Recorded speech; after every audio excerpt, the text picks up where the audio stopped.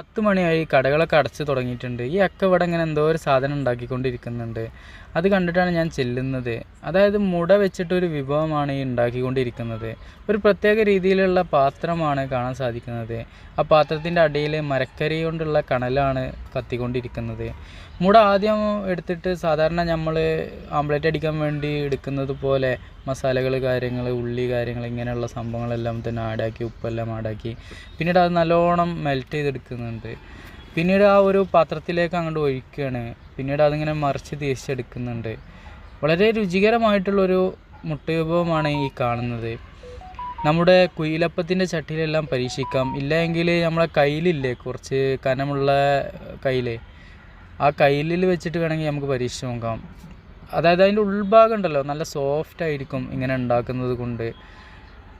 പല ആളുകളും തന്നെ ക്യൂവിലാണ് ഇത് മേടിക്കാൻ വേണ്ടിയിട്ട്. ഇവിടുത്തെ ആളുകളെല്ലാം തന്നെ പാൻറ്റ്, ഷർട്ട് ഇങ്ങനെയുള്ള സംഭവങ്ങളാണ് ധരിക്കുന്നതൊക്കെ ആയിട്ട് കൂടുതൽ കാണുന്നത്.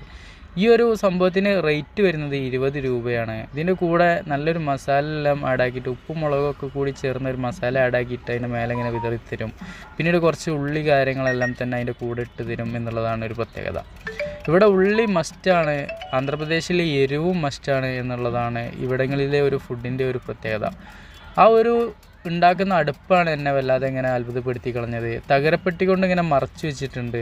ഒരു പലക പോലത്തെ എന്തോ ഒരു സാധനം പരത്തി വെച്ചതിന് ശേഷം അതിൻ്റെ മേലെയാണ് ആ കണലിങ്ങനെ കത്തിച്ച് വെച്ചിട്ടുള്ളത്. ആ ഒരു ചട്ടി ഉണ്ടല്ലോ, അത് പ്രത്യേകം രൂപകൽപ്പന ചെയ്തതായിട്ടാണ് തോന്നുന്നത്. കാരണം ഇരുമ്പ് പൈപ്പ് കമ്പികൾ കൊണ്ടാണ് ഇങ്ങനെ അതിൻ്റെ രണ്ട് തലയിലും പിടിക്കുന്ന രൂപങ്ങൾ, കാര്യങ്ങളൊക്കെ കാണാൻ സാധിക്കുന്നത്.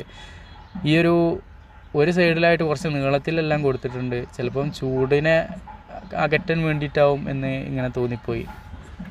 അങ്ങനെ ഓർഡർ ചെയ്ത ഒരു സാധനം പാർസലാക്കുന്ന ഒരു സംഭവമാണ് കണ്ടുകൊണ്ടിരിക്കുന്നത്.